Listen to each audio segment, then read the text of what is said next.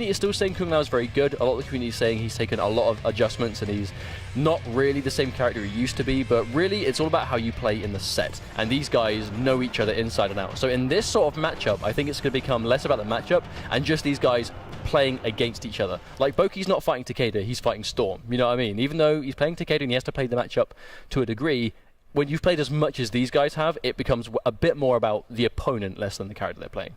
Well, I think it's also fair to assume that I think BOKI is quite an unorthodox Kung Lao player, where it's, you know, it's not so, I guess, by the book in that it's, you know, dedicated pressure in one way into the same kind of, you know, predictable kind of neutral that is super, I guess, tried and tested for some of the Kung Laos. Like, BOKI will do button presses, all kinds of button presses into orbiting hat. He will do a teleport if he feels like it's going to work. He will do a dive kick if he thinks it's going to work. You know, you see these kind of strings that BOKI uses that you don't really see much Kung Lao players do. It's very kind of, he plays with his gut expect. feeling. He exactly. really plays from his gut. Just if he thinks it's going to work, he's going to do it. But Storm plays in a similar way with Takeda, and that's what we saw him take a lot of success from, especially in Season 2. I mean, let's not forget, Storm was the highest placing international player at the ESL Season 2 finals, where he did do a tremendous job of getting 4th place from losers bracket round 1. But again, these guys have played against each other so much that, I mean, it's going to be a close one. I predict it being close, but I generally don't know which one to pull for here.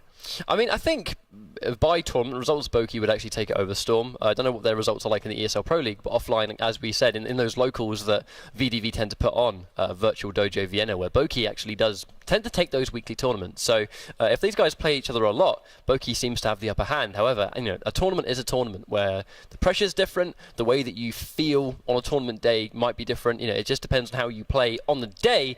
And right now, instead of it being a weekly, whoever plays well on the day to day is going to get seeding points, more money, and a higher shot at going to play for, you know, $200,000 at the Season 3 finals. I mean, that's going to change your gameplay, potentially, if you're not ready. I just don't think Storm can really afford to go out in round 1 again, because normally, you know, I mean, Storm didn't win any of the weeklies in Season 2, but he was, we say this word a lot in the league, consistent. He was a very consistent player. He had a lot of semi-final placings, a couple of grand finals, I believe, across the 8 weeks, but a lot of semi-final placings.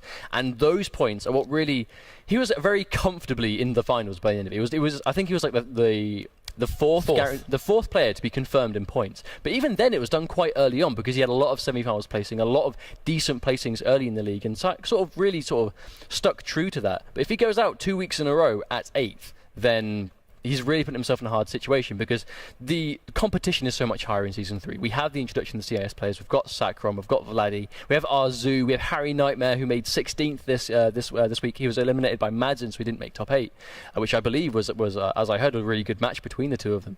Didn't Storm have to defeat Flet as well? He did. To get top 8? It was very nearly another CIS-dominated league, but the EU guys pulled through and stopped that from happening. I mean, let's not forget, Foxy and Madsen are arguably Europe's 2 best players on tournament results, and neither of them could enter last week because they were at Hype Spotting, where they got first and third. Honeybee did defeat Madsen, yeah, yes, of course. But still, they placed very well at Hype Spotting, and they weren't here because Hype Spotting had a large pop bonus. It was definitely worth it for those guys, but they missed out on this, and they took the risk of losing out. I think, speaking of taking the risk, missing out on finishing points, I think what's really cool actually as well was that Honeybee and Biohazard also couldn't enter the ESL Pro League last week because they were also in Scotland for Hype Spotting. Honeybee and Biohazard entered this for week 2. Honeybee and Biohazard are both in the top 8. It's another good week for CR. Fantastic to see. It's CR another very have been good really week. strong as well. Because you've got Honeybee, you've got Bio, and you've got Sonic Fox, who were obviously we've got Dragon now as well. But and obviously Brown Cowboy. What I was going to say doesn't apply. I was going to say they were like the 3 strong CR players, but they've got so much more than that now, and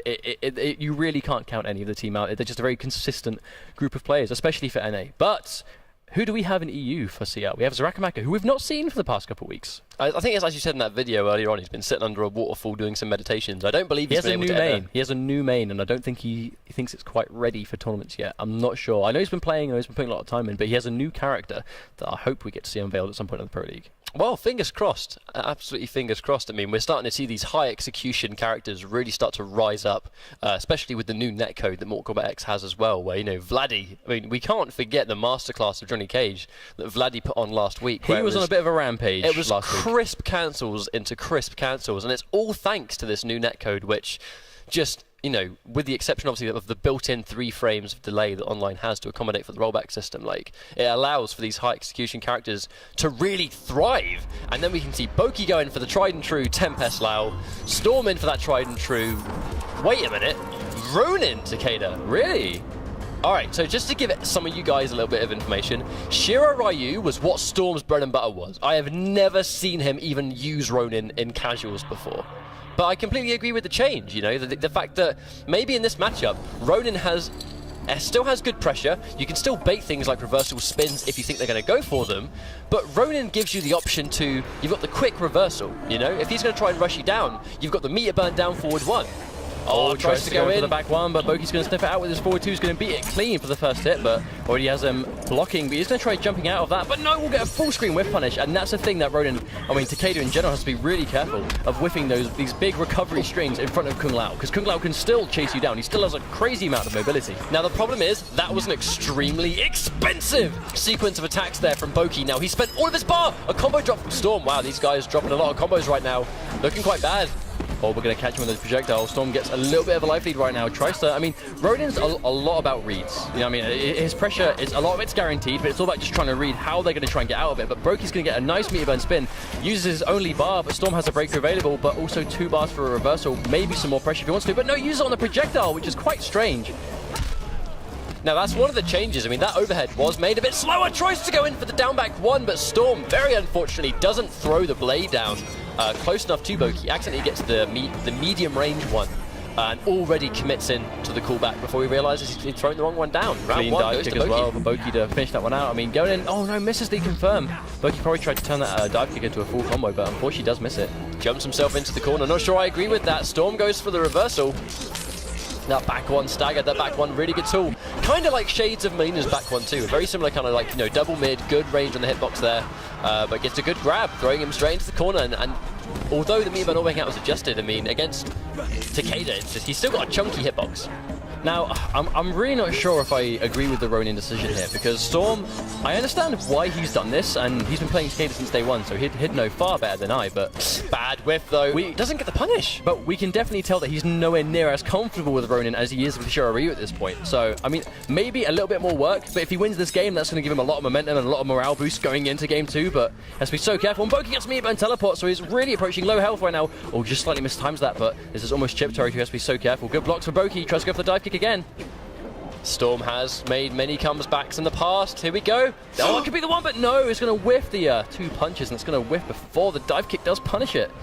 I'm not sure if this Ronin is ready to defeat BOKI right now. I'm not sure if he didn't seem very comfortable. He very much did not seem very comfortable picking Ronin in that situation. I just don't think that the execution was there. The thing is, BOKI actually dropped a lot of combos in that game, but it was because normally when we see loads of combo drops and stuff like that, you would see Storm, especially using Shiro Ryu, where he would punish that mistake hardcore with a full combo into hard knockdown, into meter burn kunai, and you will die for that one mistake. That's how Storm makes a lot of his comebacks. Now with Ronin, he hasn't quite got the same element. Ronin will potentially kill you on a single touch because he can keep you pressured, he can restand you. But that's not what we saw in the match. That's the problem. I'm not sure if Storm quite has the muscle memory needed right now to sort of do that. Obviously getting and blocking the forward one is really important, but BOKI's going to burn 2 bars right now. Expensive combo, but 40% nice damage payout. So one thing about Tempest Lao, Tempest Kung Lao doesn't necessarily need to spend a lot of his meter to get good damage, to get to the overhead there. That could have been orbiting hat into 4-4 for big damage, just pretty much as I can talk about it. But that's one of the things of the matchup as well. Kung Lao so mobile. I was just about to say, you cannot whiff anything against Kung Lao's Takeda, because he'll just run and whiff punish you all day with a full combo into knockdown, into pressure. Nice grab. Normally you're so used to seeing Kung Lao players go in for established mix-up pressure. Like a grab is just kind of almost guaranteed in that situation, unless you make it super hard read. Storm just keeps finding himself in these situations where the dive kick is literally all that's needed to finish it out. In that case, not quite enough to chip, but even if a dive kick's going to chip you, it's almost impossible to avoid it because it covers such good ground, and if you can use it on reaction and really do a lot with it. But Storm just keeps finding himself so low on health that it's just really difficult to deal with a dive kick. Oh, and he runs straight into the orbiting hat. No hit confirm there, ready for Storm. Just commits into the back 1-1. Probably wasn't ready for it to connect at all. Oh, there's a neutral jump kick. Could have been a punch for bigger damage, but BOKI at least gets the hit into the knockdown. Meter burn, hat toss used there. Just going to go for the grab instead. Storm has to be really careful, though, because he's really approaching low life as well. Going to keep his breaker. BOKI not going to get a massive amount of damage, but he really is starting to chip this away slowly but surely. There's so much respect here from both players. BOKI was just ready there for some kind of reversal, because that's actually one of the reasons you actually would pick Ronin versus Tempest Lau, because you want the meter burn down forward 1, which we've actually only seen a single use. That was only in game 1. And he drops it. Storm just... I mean, it sort of goes back to what I was saying before. I just don't think this Ronin pick and goes to the sort of desperation X-ray. I would definitely not stick with Ronin in this. I just don't think it's ready. I don't think he is... his Ronin is definitely seemingly not of the same standard of his Shiro Ryu. And again, BOKI was dropping a lot of his confirms. Like, these were a lot of very, very weak hitting punishes. He catch, caught dive kicks on a good read, not full combo because it would drop some of the follow-ups. Some of these, he wasn't even going, for optimized damage after orbiting hat, like you would see other Kung Lao players go for. I mean, you need to start playing a variation that's going to hit damage. At least when he's gone back into Shiro Ryu is going to reliably hit like a truck every single time. At very least, it's going to do a lot of damage. I mean, yes, the whiff recovery is pretty crazy, especially against a character like Lau, who has a lot of whiff punish potential. But at the same time, I understand the Ronin pick. I just think he needs to work on it a little more before really bringing it here to the Pro League. Because his Shiro Ryu is world class, but his Ronin just isn't quite on the same level as the Shiro Ryu. I would definitely agree with that personally, and he goes in, dies, meter burn reversal there from BOKI, gets the corner repositioning into knockdown. Now here's going to come the pressure. It's going to be quite tricky for Shiro Ryu to really deal with that. Nice instant jump, teleport 3, just to kind of catch him trying to press a button to cross that up. I guess some nice damage this time, 28%, but will drop the follow-up again, but Storm caught not blocking right. And I'm not sure if Storm's just kind of cashed out at this point. He really isn't fighting back as much as we normally see him. He's normally this sort of comeback king. The sort of 2 weeks in a row, he's playing quite slow in comparison to how he normally plays. Well, you kind of wonder, is this because these guys play so often? I mean, we know that BOKI and Storm have played many, many, many times. I mean, they play in the same nice reversal uppercut there. Mate, unfortunately, it's not going to start loads of sequence of damage there. Can't go for the cancel. BOKI probably ready for the cancel, but just didn't happen. Oh wow, I'm genuinely surprised that completely misses, but good stuff by BOKI. Realizes it's going to hit, uses both bars. Another 40% damage. Storm gets a good block on the back two this time, but oh, that's a good air-to-air. Storm not ready for the hit confirm though, and that's BOKI, I think, is just going to take the trade. Almost gets a full combo, but doesn't quite get it. The grab is going to be decent damage in this situation. I mean, he's got the positioning, running in for orbiting hat. Storm just tries to press a button, and unfortunately is going to get sent home 3-0 by BOKI. Now, I think you talked about how he didn't seem to have as much confidence fighting against Storm there. Oh, sorry, against BOKI. I think it might be because these guys have just played so many times together. It just might be that maybe things just haven't worked in the past and he's reluctant to go for the